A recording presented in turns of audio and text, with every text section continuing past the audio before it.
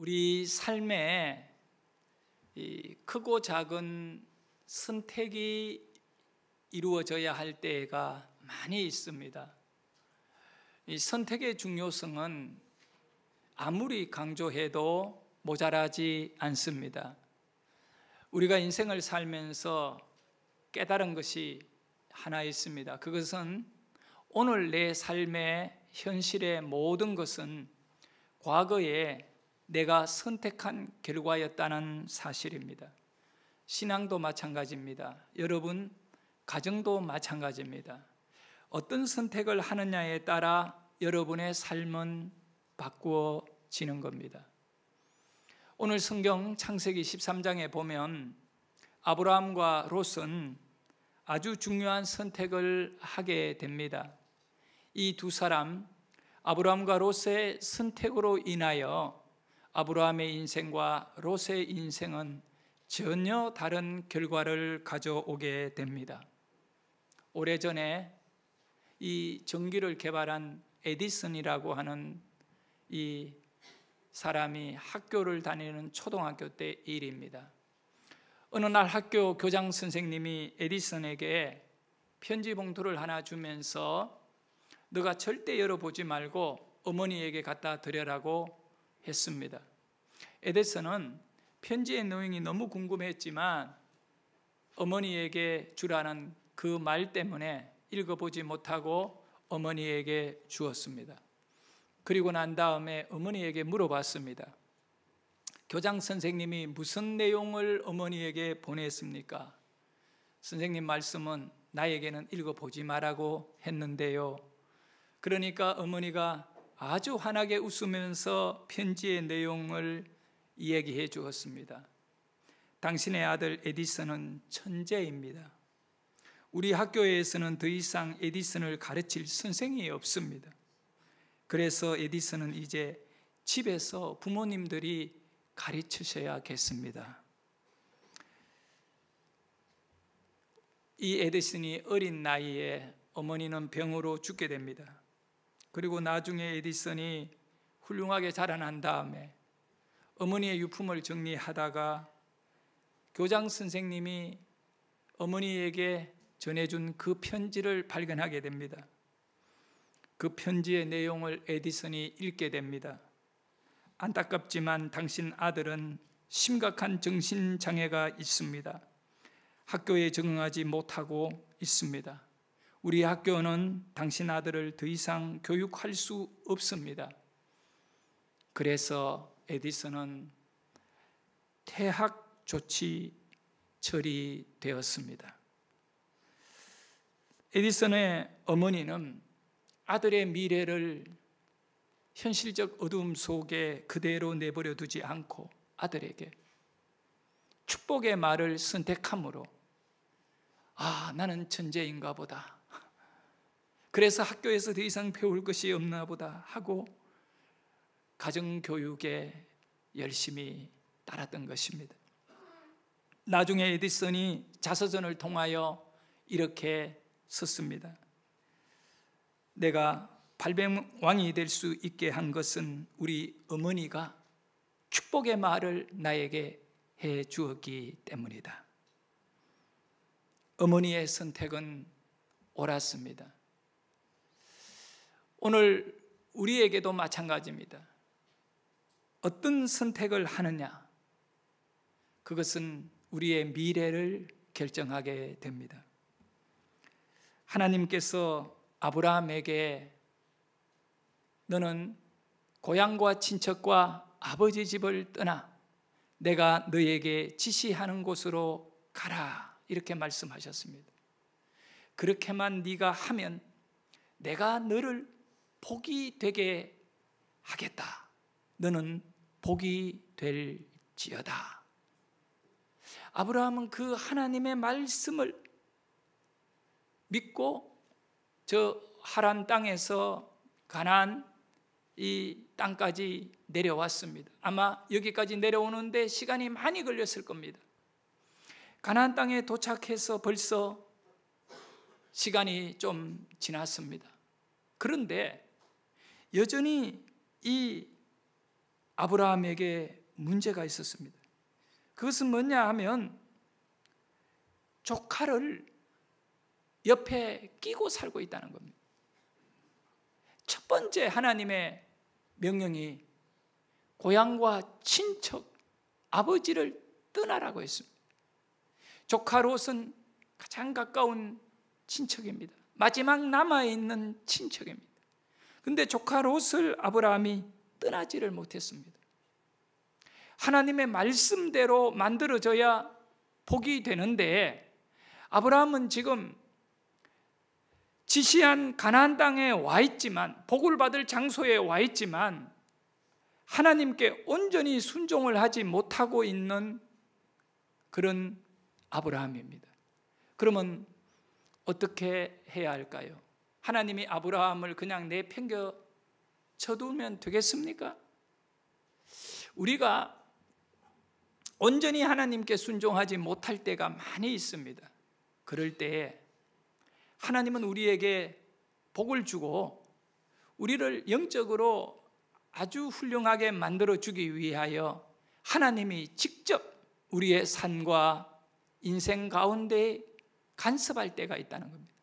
오늘 읽었던 이 말씀의 장면이 바로 아브라함 스스로 하나님의 말씀에 순종할 수 없을 때에 하나님이 아브라함의 인생 가운데 간섭하여 가지고 들어오신 것입니다.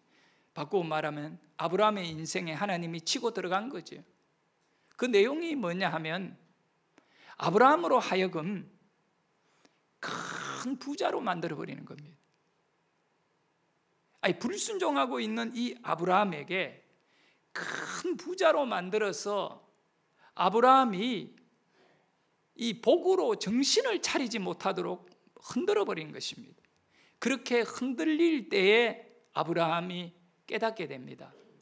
내가 지금 하나님께 온전히 순종하고 있지 않고 있구나. 이걸 깨닫게 만드신 겁니다. 우리가 읽은 말씀 앞쪽에 보면 창세기 13장 6절과 7절에 이런 내용이 있습니다. 시작. 그 땅이 그들이 동거하기에 넉넉하지 못하였으니 이는 그들의 소유가 많아서 동거할 수 없었음이니라. 그러므로 아브라함의 가축의 목자와 롯의 가축의 목자가 서로 다투고. 보세요. 어떤 결과가 지금 만들어지고 있습니까? 하나님의 이 말씀, 명령이 본토와 친척과 아비집을 떠나라, 떠나는 복을, 이 떠남으로 복이 되게 하는 약속을 받았지만 아브라함이 이 친척인 조카 롯을 떠나지 않았기 때문에 지금 아직 자격 미달입니다. 복을 누려야 할 그런 어떤 아브라함 자신이 순종을 하지 못했습니다. 그럴 때에 하나님은 아브라함으로 하여금 이 하나님의 명령에 순종하도록 만들기 위하여 하나님이 직접 아브라함의 인생에 간섭하셨는데, 그게 뭐냐 하면 아브라함으로 하여금 복을 많이 주셔가지고 이런 가축들이 너무 많아져가지고 이 아브라함의 가축들과 롯의 가축이 함께 동거할 수 없을 정도로 큰 복을 주신 겁니다. 우리가 복이라고 하면 다 좋은 것으로 생각할 수 있겠지만 너무 큰 복을 받아서 좁은 공간에 같이 살아야 하는 가운데 있을 때에 어떤 일이 일어나느냐, 아브라함의 목자들과 롯의 목자들이 서로 자신의 가축들을 굶기지 않고 풀을 많이 먹이려고 이 들판 초원을 두고 서로 싸움박질하게 되는 겁니다. 가축은 많은데 땅이 좁다는 겁니다. 둘 중에 한 사람이 떠나야 되는 문제가 생기게 되는 겁니다. 우리 하나님께서 복을 주신 겁니다. 아브라함이 그 장면을 바라보면서 깨닫게 됩니다. 오늘 왜 내 집안의 종들과 조카 롯의 집안의 종들이 싸움을 하고 있는가? 너무 큰 복을 받았다는 겁니다. 그런데 내 능력으로, 내 자질로 내가 열심히 노력해서 받은 복이냐? 그렇지 않는 것입니다. 어떻게 저 조카 롯이 저렇게 큰 부자가 될 수 있었고 내가 이렇게 큰 부자가 될 수 있었느냐? 가만히 하늘을 쳐다보니 하나님이 해주신 일이라는 것. 그런데 또 한 가지 깨달아지는 것이 있습니다. 하나님이 내가 이 가나안 땅으로 내려올 때 하신 말씀이 있는데 친척을 떠나라고 했는데 아직도 조카 롯은 나와 함께 있구나. 그래서 아브라함이 결단을 내리게 됩니다. 이 조카 롯과 헤어져야겠구나. 이제는 더 이상 미루지 말아야겠구나. 그래서 아브라함은 롯에게 얘기합니다. 창세기 13장 8절과 9절을 보도록 합니다. 시작. 아브라함이 롯에게 이르되 우리는 한 친족이라 나나 너나 내 목자나 내 목자나 서로 다투게 하지 말자. 내 앞에 온 땅이 있지 아니하냐. 나를 떠나가라. 내가 좌하면 나는 우하고 내가 우하면 나는 좌하리라. 네, 아브라함이 어떻게 합니까? 조카 롯을 불러놓고요. 우리가 너무 큰 복을 받았지 않느냐? 이거 우리 능력으로 우리 힘으로 이거 받은 것이냐? 아니지 않느냐? 이제는 네가 원하는 땅을 선택해라. 그리고 나는 그 반대를 가지겠다. 동서남북을 봐라. 네가 갖고 싶은 거 다 가져라. 자, 이 장면 속에서 오늘 여러분이 생각하고 있는 것과 너무 다른, 오늘 우리가 살아가는 삶과 너무 거리가 먼 아브라함의 행동을 보게 됩니다. 그것은 어떤 일에 있어서 지금 이제 누가 어느 지역을 가질 거냐 이것을 선택하게 될 때에 대화를 해야 됩니다. 너 어느 쪽에 가질래? 나 어느 쪽에 가지고 싶다. 그러면서 타협을 해야 됩니다. 근데 아브라함은 조카 롯을 불러놓고 어떤 타협을 하지 않습니다. 조카 롯에게 모든 권한을 넘겨줘 버리는 겁니다. 이거는 뭘 의미합니까? 거부할 수 없는 조건을 제시해 버리는 겁니다. 왜 그럴까요? 헤어져야 되니까. 타협을 하다 보면 깨어질 수가 있습니다. 아니, 삼촌은 좋은 거 다 가지고 나는 빈 들판을 주느냐, 양을 어떻게 먹여야 되느냐, 이런 말을 할 수 없도록 아브라함은 결단을 해버린 겁니다. 다 내려놓은 것이요. 너가 바라보고 네가 원하는 것 다 가져라는 겁니다. 네가 선택을 하게 되면 나는 그대로 따르겠다. 목적은 뭡니까? 떠나는 겁니다. 조카 롯을 아브라함이 떠나는 겁니다. 조카 롯을 떠나는 것은 다른 이유가 아닙니다. 하나님의 명령이 친척을 떠나라고 했기 때문에 아직 떠나지 못하는 자신을 바라보면서 떠나게 하려고 물질적인 것 포기해버리는 겁니다. 그래서 조카 롯은 이 육신의 눈을 가지고 무엇을 가질까 선택하기 위해 사방을 바라봅니다. 저 멀리 요단 지역의 들판을 바라보니 거기는 풀이 무성하게 자라고 강이 흐르고 있습니다. 물이 있어서 사방에 문화가 꽃을 피우는 그런 멋진 도시가 형성되고 사람들이 많이 살게 되는 풍성한 지역을 바라보게 됩니다. 창세기 13장 10절에 롯의 선택의 관점, 무엇을 통하여 그곳을 가지게 되었는가를 설명해 주고 있습니다. 같이 볼까요? 시작. 이에 롯이 눈을 들어 요단 지역을 바라본즉 소알까지 온 땅에 물이 넉넉하니 여호와께서 소돔과 고모라를 멸하시기 전이었으므로 여호와의 동산 같고 애굽 땅과 같았더라. 얼마나 그 땅이 풍성한 기름진 땅이었는지 그곳은 마치 애굽 땅과 같았다.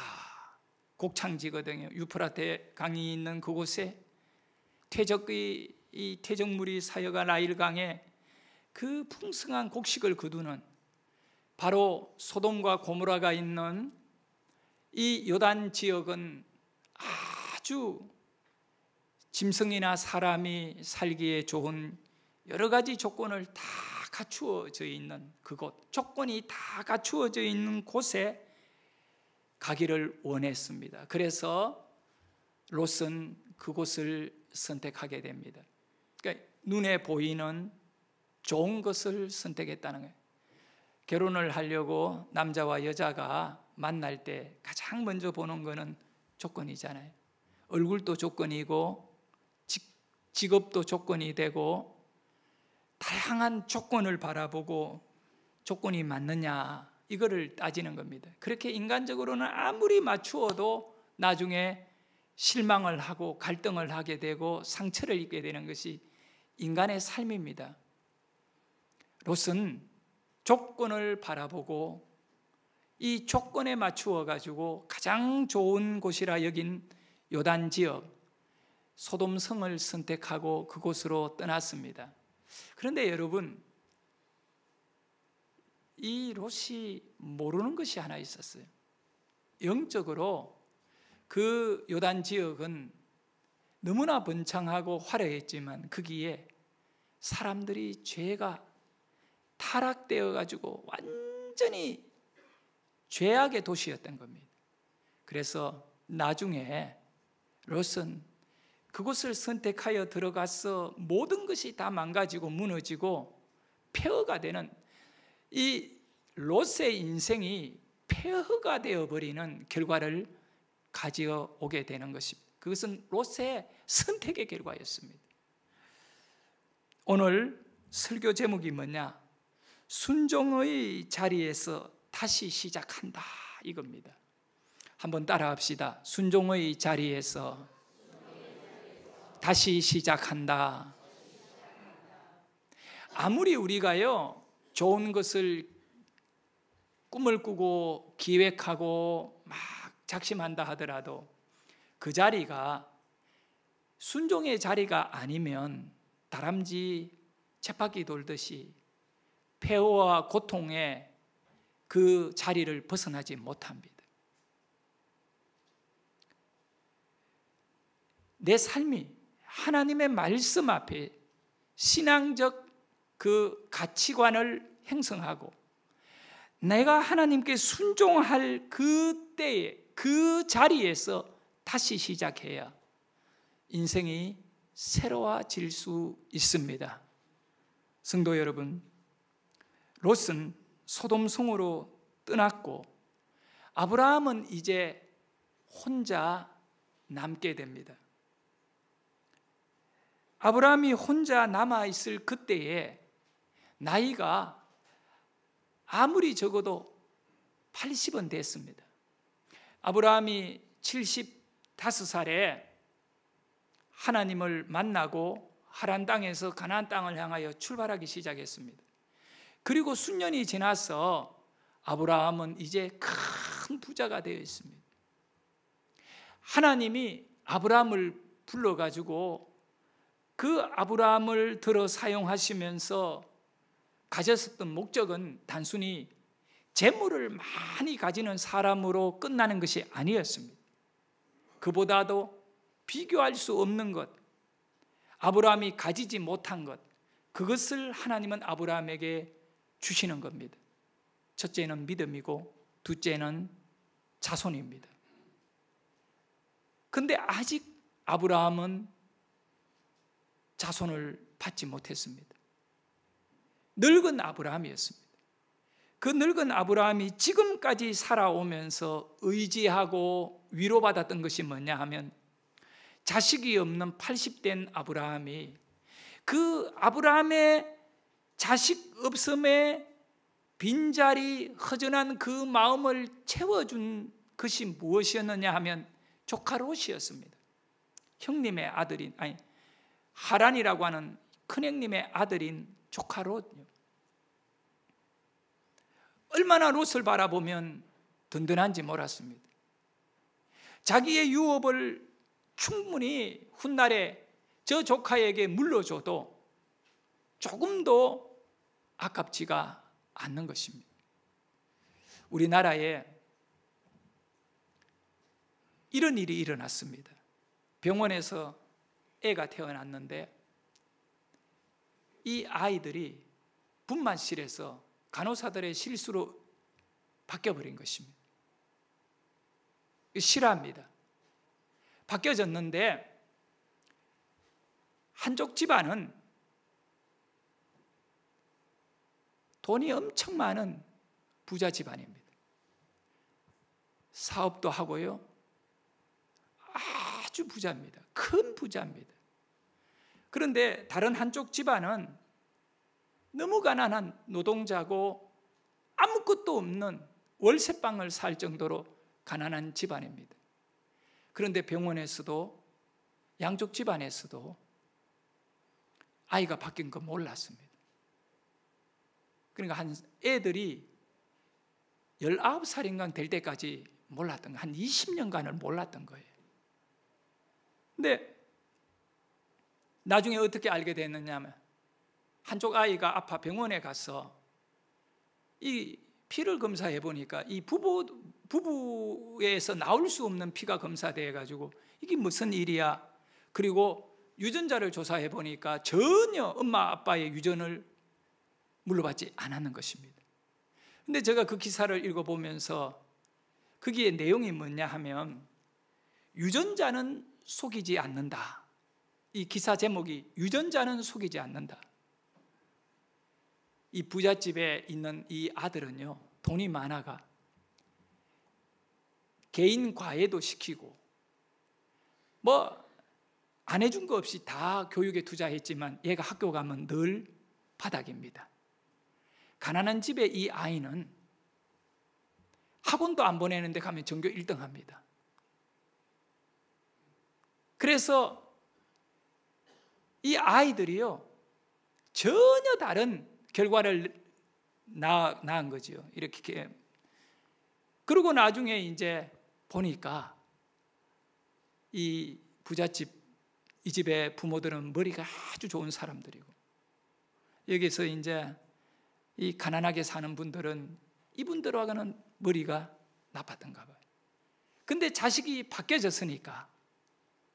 근데 재밌는 내용은 양쪽의 아이들에게 너희들이 친부모를 찾아갈 거냐 물었을 때 둘 다 공이 안 가겠다는 겁니다. 내 어머니, 내 아버지는 키워준 이 엄마 아빠지 나는 0.1도 그걸 의심하지 않는다. 그래서 양쪽 집안이 합의를 해서 각자가 키우는 자식을 못 낳지만 내가 키운 정 때문에 내가 이 아들을 내 아들로 인정한다. 서로 합의를 해서 지금 현재는 양쪽 집안이 그렇게 다른 아이를 키우고 있습니다. 이 아브라함에게 있어서 롯은 아들과 같이 키워준 조카입니다. 그러니까 마음이 든든합니다. 조카 롯이 옆에 있을 때. 그런데 하나님은 아브라함에게 그 롯이 아니라 내가 너에게 아들 줄 거니까 친척을 떠나라는 겁니다. 떠나야 줄 것 아니냐 이거지. 내가 줄 것을 기다려야지 너가. 그래서 아브라함은 조카 롯이 떠난 이후에 그 아들 같은 조카가 떠나버린 그 빈자리, 기쁨이 사라지고 매우 텅 빈 허전함을 갖고 있는 그때에 하나님이 그 아브라함을 위로하고 그 아브라함에게 응원하시기 위하여 네가 정말 선택을 잘했다. 조카를 잘 떠나보냈다.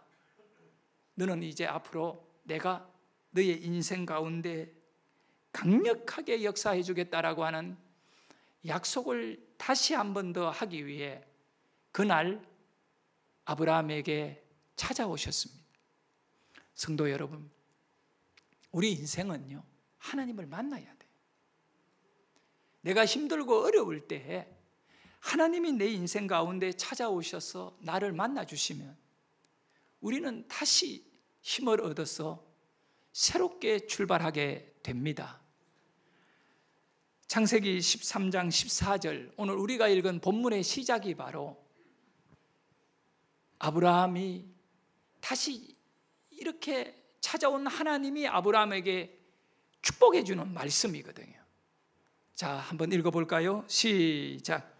롯이 아브라함을 떠난 후에 여호와께서 아브라함에게 이르시되 너는 눈을 들어 너 있는 곳에서 북쪽과 남쪽 그리고 동쪽과 서쪽을 바라보라. 네. 말씀의 시작이 바로 롯이 아브라함을 떠난 후에라고 말합니다. 그때 하나님이 찾아오신 거예요. 떠나기 전에는 하나님이 아브라함에게 말씀하지 않았어요. 이제 정리를 딱 하고 나니까 하나님이 아브라함에게 찾아왔습니다.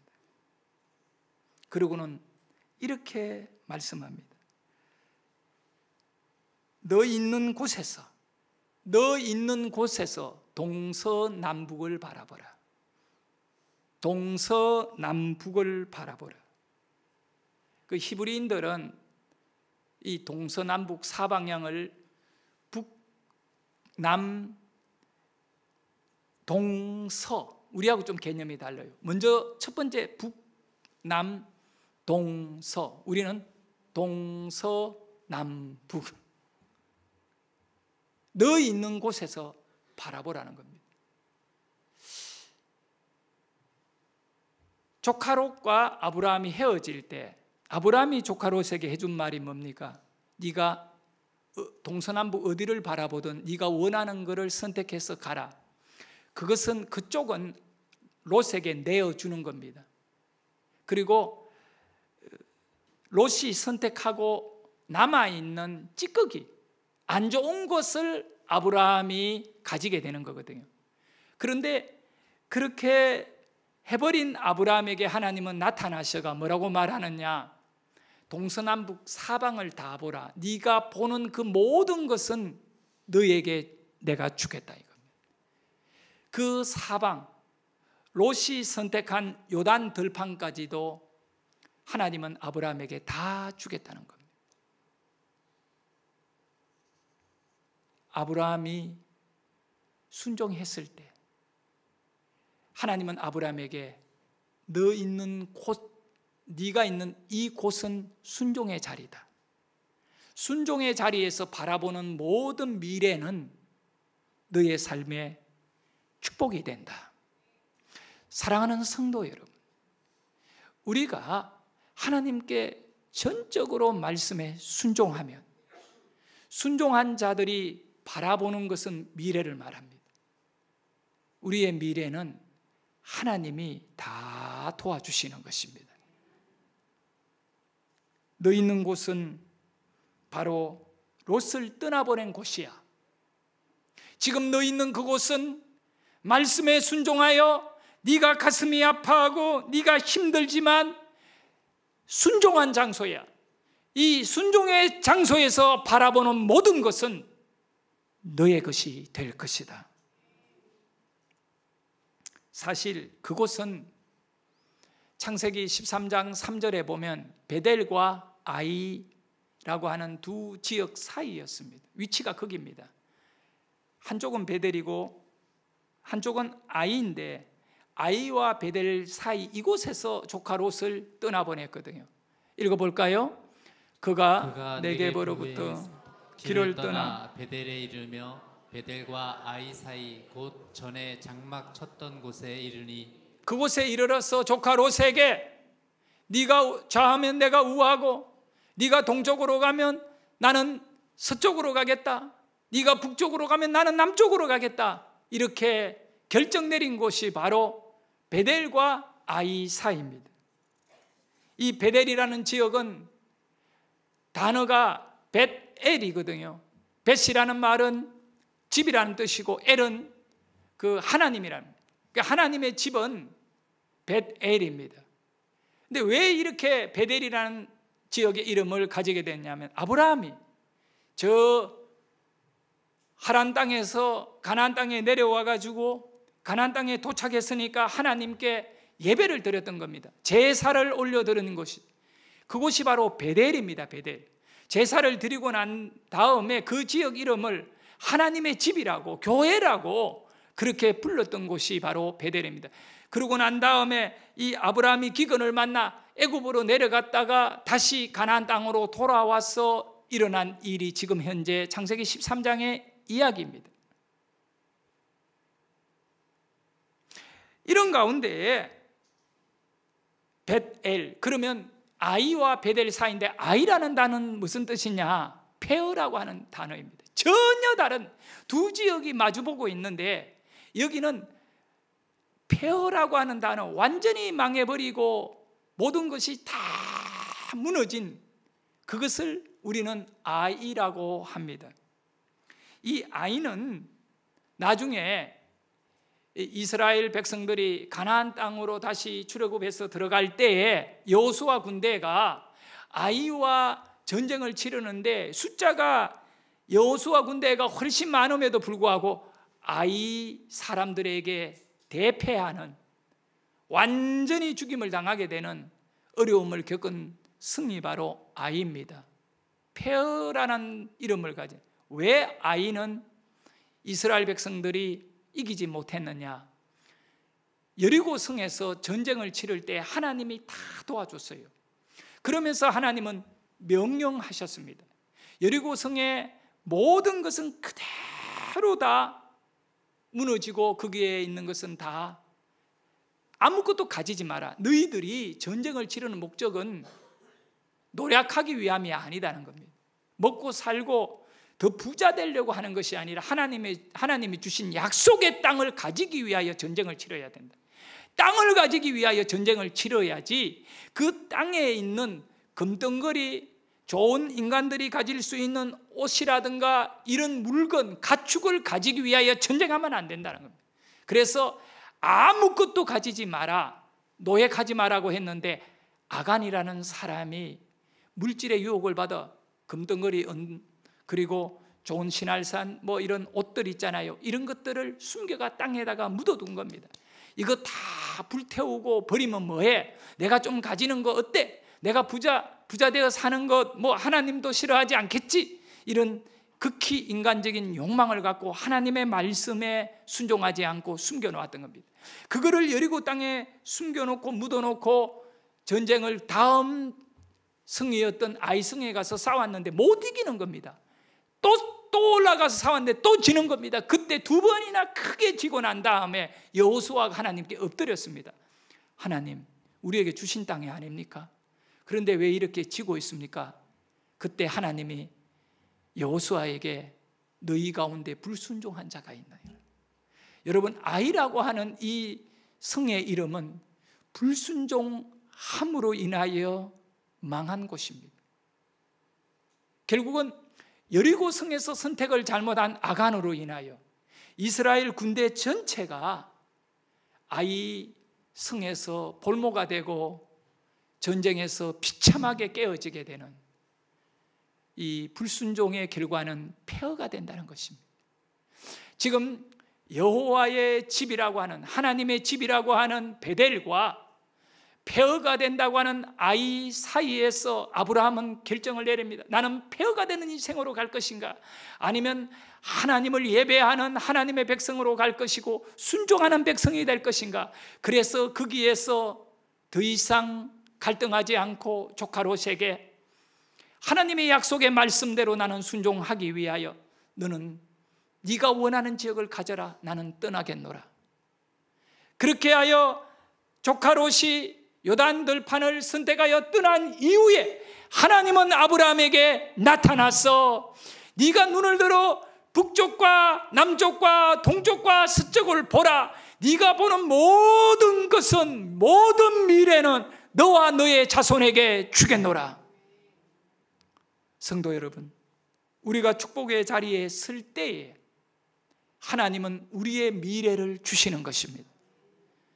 우리가 순종하지 아니하고 하나님의 말씀에 복종하지 아니할 때에는 여전히 우리는 미래가 없는 인생이 되고 마는 것. 그리고 우리 하나님께서 또 복을 주시는데 13장 17절에 그 내용이 있습니다. 같이 한번 읽어보도록 합니다. 너는 시작. 너는 일어나 그 땅을 종과 횡으로 두루 다녀보라. 내가 그것을 내게 주리라. 하나님은 아브라함에게 말씀합니다. 네가 선 그곳, 아브라함이 서 있는 그곳이 어떤 곳입니까? 순종하고 있는 그 장소입니다. 네가 순종한 그곳에서 바라보라, 동서남북을 다 너와 너 자손에게 주겠다 하신 그 하나님께서 이제는 단순히 꿈만 꾸게 하고 약속만 하고 끝내는 것이 아니라 이제는 아브라함에게 하나님이 말씀합니다. 그 순종의 자리에서 일어나라. 일어나서 종과 횡, 동서남북 네가 원하는 지역 어디든지 가면 너의 발이 닿는 곳마다 너와 너의 자손의 것이 될 것이다. 여러분, 전쟁을 치르지 않아도 되는 겁니다. 돈을 주고 비싼 값을 치르고 사지 않아도 됩니다. 축복의 인물이 되고 순종의 인물이 되면 그 사람이 발을 내어 딛는 곳마다 하나님이 그 사람을 지켜주고 하나님이 그 사람 편에서 모든 것을 도와주시는 것입니다. 오늘 우리가 어떤 사람이 되어야 새로운 삶을 향하여 나아가는 그런 멋진 인생이 될 수 있는가? 바로 순종의 자리에서 다시 시작해야 하는 겁니다. 다시 시작은 아무나 할 수 있습니다. 그러나 순종의 자리를 만드는 것은 아무나 할 수 없는 것입니다. 많은 사람들이 다시 시작합니다. 다시 시작하고 다시 시작하여 다시 망가지고 다시 그 자리에 있습니다. 하지만 우리는 알아야 됩니다. 순종의 자리에서 다시 시작하게 되면 이제는 하나님이 나의 힘이 되어 주시고 하나님이 나의 인생을 100% 도와주신다는 것입니다.